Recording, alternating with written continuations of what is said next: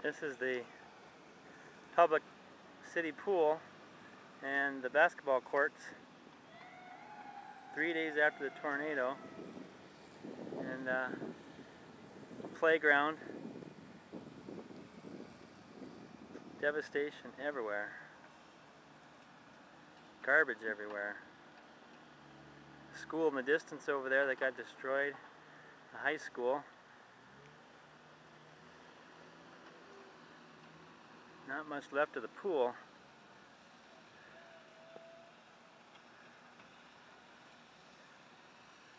And there's all kinds of debris inside the swimming pool and the roof inside the swimming pool.